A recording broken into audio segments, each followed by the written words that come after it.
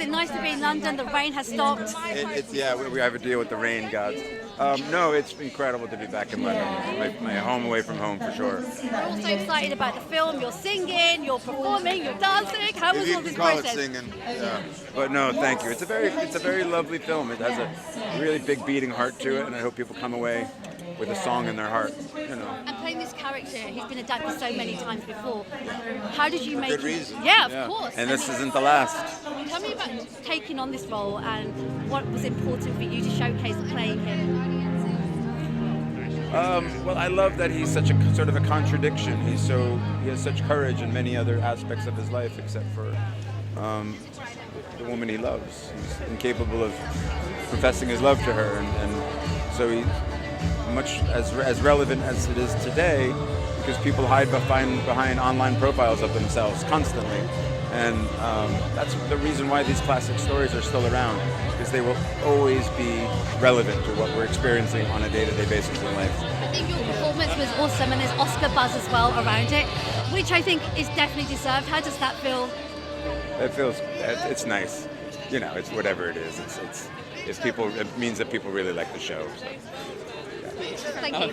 Can we just ask, obviously the object of Cyrano's affection, played by the amazing Haley Bennett, can you talk about what makes her such a very special actor and how you got that unique blend of chemistry that your Cyrano has with Roxanne? I mean, Haley and I had the opportunity and the benefit of doing the stage production before the film, a couple of years before the film, so we had that familiarity, which really helps when you're going into a movie when you don't know anybody most times.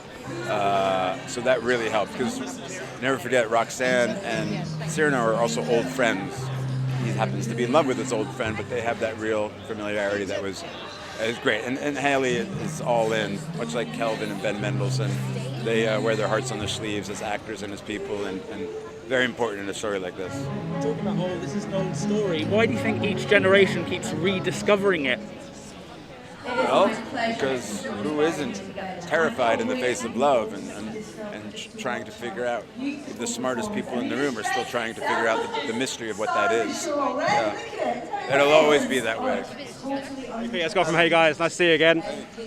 Cyrano is such a wonderful character. Why do you think he's endured for all of these years? What is it about him that people seem to connect with all these times? Well, you want him around, he's beloved, but he also is completely without ego, completely humble, and that makes him even more attractive, I think, just because he's strong but kind.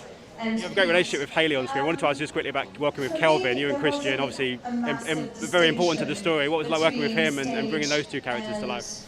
Well, I think Christian is, for me, one of the most fascinating characters in the piece, because he's often mistaken as not being intelligent, but I think what Christian is he's pure kindness.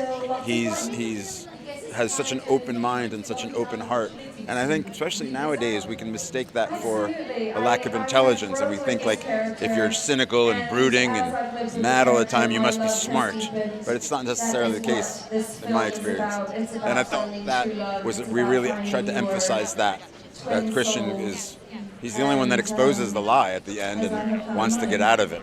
And that's intelligence. Thanks so much for your time. Pleasure.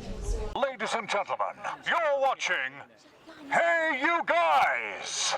Hey You Guys, huh? Hey You Guys. Is that from the Goonies? It is indeed, yeah. Nice. Hey